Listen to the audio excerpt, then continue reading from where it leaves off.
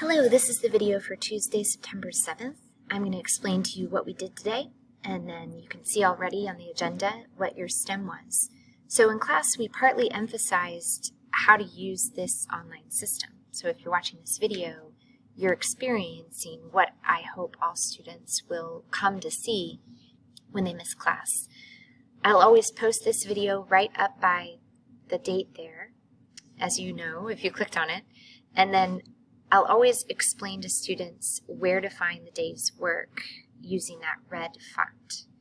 So the red font will always be the STEM or any other assignment, and if you're looking for what to do, you can draw your eyes to the red and see there what the STEM will be.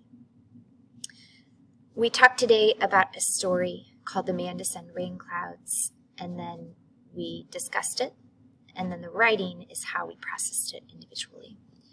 So if you're on this screen, and the Schoology screen, what you'll do is click on your big Google Doc. And I'm going to open up the master, but you'll open up your individual document. And what we did in class was prepare our document first before we went into the lesson for the day. So underneath Tuesday, September 7th, you can add in your STEM. We're using but, because, so sentences at first. After you finish the sentence, you look back and you add in necessary punctuation like commas. You won't be able to do it yet because you have to read the story, but this is what we did at first in class just to make sure everything made sense. And then we went to the story. A few little pieces to know before you go to read your story. Here, we analyzed a little bit about the title, and Leslie Marmon Silko, who's a Pueblo Indian. The Man to Send Rain Clouds already sounds like it's sort of strange. The syntax of the sentence is hard to understand, and we talked about why that might be. So if you're feeling that way, you're not alone. We're looking at setting here on this slide just to try to understand exactly where this is. We don't know exactly, but we can say it's from the Laguna Pueblo Nation, most likely, because that's where the author is from. She's writing about Pueblo culture. And then we looked at some words that are clues to the setting, to the time and place. It starts with, and there's an important scene with, too, a symbol of the Levi jeans, Levi's. That helps you understand the story is set in the present day. It's not set 5,000 years ago or even 200 years ago. The characters are set in the recent past. And then some words that come up.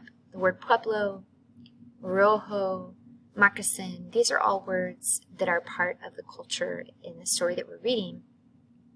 The Spanish word Rojo helps you remember that we learned last time. The Spanish Empire spread up through the Southwest. So a lot of the language that's spoken there is still Spanish. And English too, you'll have both in that story. Pueblo refers to the Indian settlement. There's also the word adobe, which is part of that same lexicon. And the moccasin, there's an allusion to moccasins that the main character, Teofilo, wears. And then the last bullet there is holy water.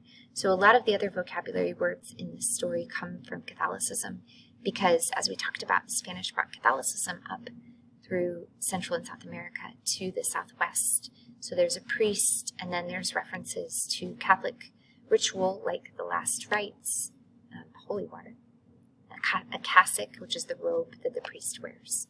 Holy water, though, I focused on here because it's really important to understanding the meaning of this story, and it's part of your STEM.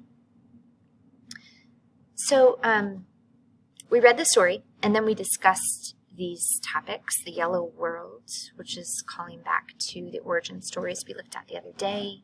We talked about the ways that people felt about death when this character Teofilo dies. We talked about water and sheep as symbols, and then we moved into a discussion of the cultural clash and the cultural similarities of the people in the story. And this is the BGD STEM that you'll complete after you read the story. So if you're watching this video, you're reading the story by yourself. And if you have any trouble or if you need extra support, just reach out to Miss Loving and I, and we can help. The story is linked on the agenda here. It's number 3. I'll just show it to you so you can see. If you were in class Thursday, September 2nd, you already got a little preview of the story. It is about 6 pages long. You can see the size of the font and the white space around it. That part at the end you don't need to worry about. And it does contain a really subtle shift in plot elements, so there's not a ton that happens. Instead, you're paying attention to those symbols like the yellow world and the holy water. All right, that was the day. Thanks for watching the video.